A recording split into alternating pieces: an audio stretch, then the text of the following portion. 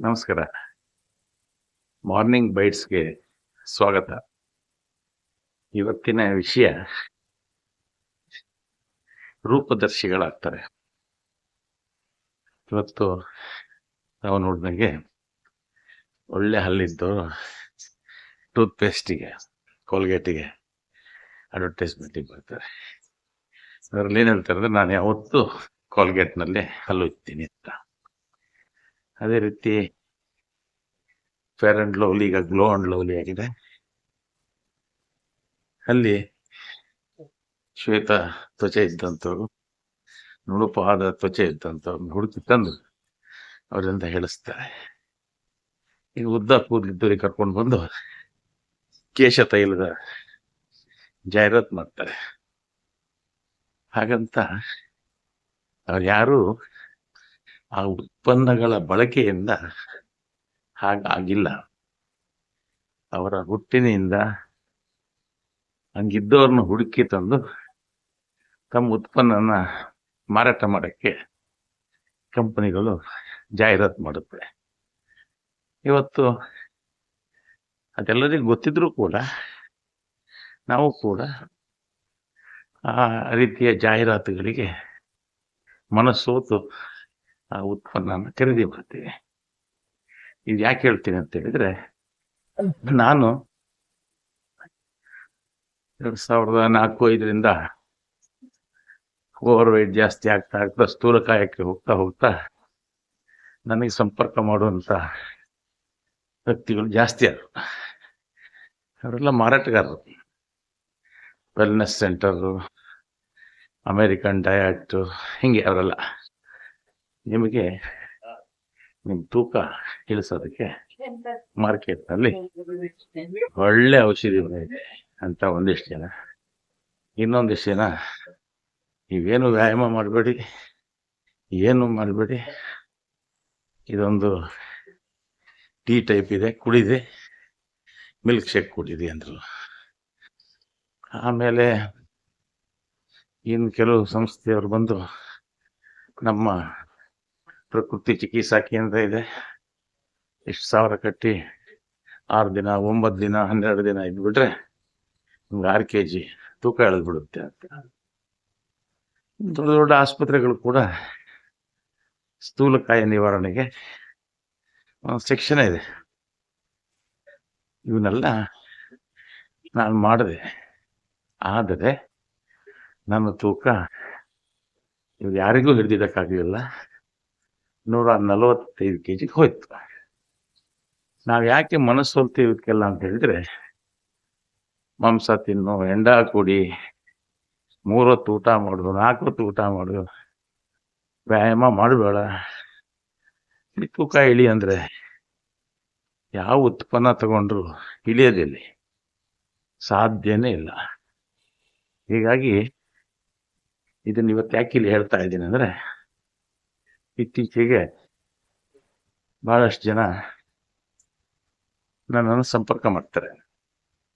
Wellness centre ನೋಡಿ, ಅರುಣ್ ಪ್ರಸಾದ್ ಅವರೇ, ಸ್ವಲ್ಪ ಸಮಯ ಮಾಡ್ಕೊಂಡು ನನ್ನ ಹತ್ರ ಮಾತಾಡಿ, ನಾನು ನಿಂತವರು, ನಾನು ಇಷ್ಟು ವರ್ಷ ವೆಲ್ನೆಸ್ ಸೆಂಟ್ರಲ್ಲಿ ಕೆಲಸ ಮಾಡಿದ್ದೀನಿ, ನೀವು ಒಂದು ಅರ್ಧ ಗಂಟೆ ಟೈಮ್ ಕೊಡಿ, ನಿಮ್ಗೆ ಹೇಗೆ ತೂಕ ಇಳಿಸ್ಬೇಕಂತ ನಾನು ಹೇಳ್ತೀನಿ ಅಂತೆಲ್ಲ ಹೇಳ್ತಾರೆ.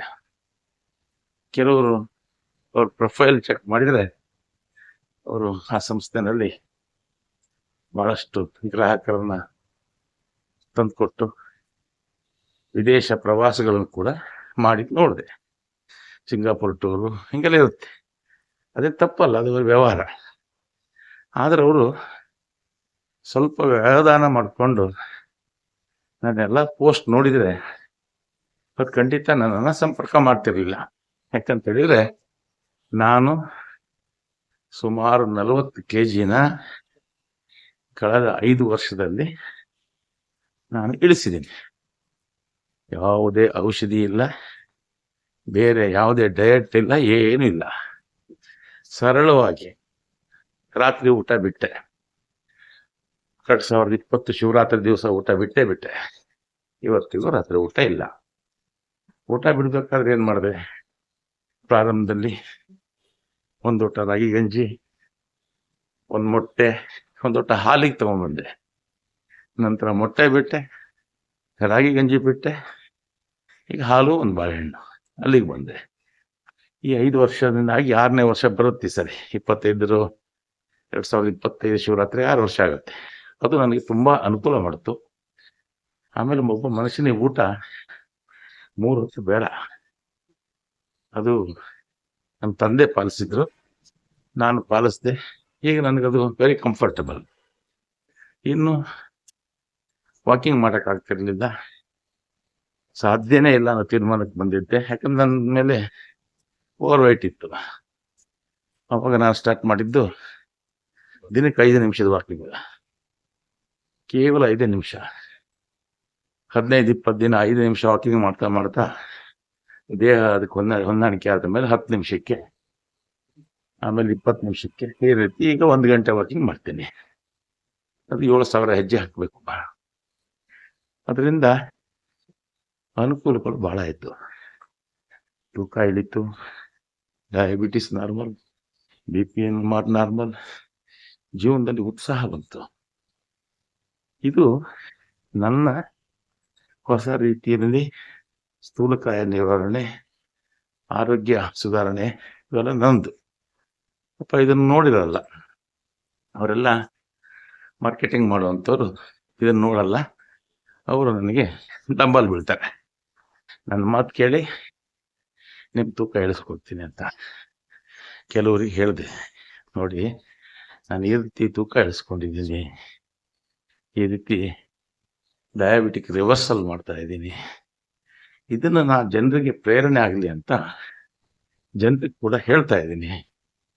ಅನೇಕ ಜನ ನನ್ನ ಸ್ವಂತ ಅನುಭವ ಏನು ನೋಡಿ, ಯಾಕಂದ್ರೆ ನಾನು ಬೇರೆಯವ್ರದ್ದು ಹೇಳೋದೇ ಬೇಡಲ್ವಾ, ನಂದೇ ನಾನು ನೋಡಿ. ಹಾಗಂತ ನಾನೇನು ದುಡ್ಡು ತಗೊಂತೀನ, ಅದು ದುಡ್ಡು ಕೊಡ್ಬೇಕಾ? ಏನಿಲ್ಲ, ಅದು ಪ್ರೇರಣೆ ಆಗಲಿ ಅಂತ ಪೋಸ್ಟ್ಗಳಲ್ಲಿ ಬರೆಯೋದ್ರಿಂದ ಅದನ್ನು ನೋಡಿ ಪಾಲನೆ ಮಾಡಿದ್ದಾರೆ. ಭಾಳಷ್ಟು ಜನರಿಗೆ ಪಾಲನೆ ಮಾಡೋದರಿಗೆ ಒಳ್ಳೆ ರಿಸಲ್ಟ್ ಬಂದಿದೆ. ಹಾಗಾಗಿ ನನಗೆ ದಯಮಾಡಿ ನಿಮ್ಗೆ ಯಾರಿಗೂ ನಾನು ತೂಕ ಇಳಿಸ್ಕೊಳೋದಕ್ಕೆ ವೆಲ್ನೆಸ್ ಸೆಂಟರ್ನವ್ರಿಗೆ ನಾನು ಸಿಗಲ್ಲ, ನನ್ನಿಂದ ನಿಮಗೆ ಲಾಭ ಇಲ್ಲ.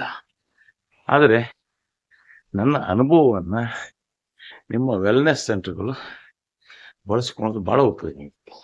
ಮಣಿಪಾಲ್ ಹೋಗಿದ್ದೆ, ಈ ಡಯಟಿಷಿಯನ್ ಅಂತ ಭೇಟಿ ಕೊಟ್ಟು ಆ ಅಮ್ಮ ಹೇಳು, ಬೆಳಿಗ್ಗೆ 100 ಗ್ರಾಮ್ ಇದು ತಿನ್ನಿರಿ, 11 ಗಂಟೆಗೆ 100 ml ಮಜ್ಜಿಗೆ ಕುಡಿಯಿರಿ, ಬೆಣ್ಣೆ ಇರಬಾರ್ದು, ಮಧ್ಯಾಹ್ನ ಹಿಂಗೆ, ರಾತ್ರಿ ಹಿಂಗೆ ಎಲ್ಲ ಹೇಳಿದರು. ರಾತ್ರಿ ಯಾವ ಕಾರಣಕ್ಕೂ ಊಟ ಬಿಡಬಾರ್ದು. ಆದರೆ ಅದನ್ನು ಜೀವಮಾನದಲ್ಲಿ ಯಾರೂ ಪಾಲನೆ ಮಾಡೋಕ್ಕಾಗಲ್ಲ. ಅಂತಹ ಆಹಾರ ಪದ್ಧತಿಗಳು ಯಾರ ಕೈಯಲ್ಲೂ ಸಾಧ್ಯ ಇಲ್ಲ. ಅದನ್ನೇ ಅವ್ರು ಸರಳವಾಗಿ, ನೀವು ದಿನದ 1 ಹೊತ್ತು ಊಟ ಬಿಡಿ ಅಂದರೆ ಬಹಳ ಬೇಗ ನಮ್ಮಂಥವ್ರ ತಲೆಗೆ ಹೋಗುತ್ತೆ. ಅದನ್ನು ಮಾಡಲ್ಲ. ಇನ್ನು ಪ್ರಾರಂಭದಿಂದಲೇ ಅವರಿಗೆ ಮಾಂಸ ಬಿಡು ತಿನ್ಬೇಡ, ಲಿಕ್ಕರ್ ಕುಡಿಬೇಡ ಅಂದ್ರೆ ಅವನಿಗೆ ಯಾವ ಕಾರಣಕ್ಕೂ ಕೇಳಲ್ಲ. ಅದ್ರ ವಿಚಾರಕ್ಕೆ ನಾವು ಹೋಗ್ಬಾರ್ದು. ಇನ್ನೇನಾದ್ರು ಮಾಡು, ರಾತ್ರಿ ಊಟ ಬಿಡು. ಆ ರಾತ್ರಿ ಊಟ ಬಿಡ್ತಾ ಬಿಡ್ತಾ ಅದ್ರ ಹಿಂದುಗಡೆ ಒಂದೊಂದೇ ದುರಾಭ್ಯಾಸಗಳು ಕಡಿಮೆ ಆಗ್ತಾ ಹೋಗುತ್ತೆ, ಆರೋಗ್ಯ ಸುಧಾರಣೆ ಆಗತ್ತೆ. ಅದು ಒಂದು ರೀತಿಯಲ್ಲಿ ನಿಮ್ಗೆ ಅನುಕೂಲ ಆಗತ್ತೆ. ಇಷ್ಟು ಹೇಳ್ತಾ ನನ್ನ ಇವತ್ತಿನ ಮಾರ್ನಿಂಗ್ ಬೈಟ್ಸನ್ನ ಮುಕ್ತಾಯ ಮಾಡ್ತಿದ್ದೀನಿ. ನಮಸ್ಕಾರ.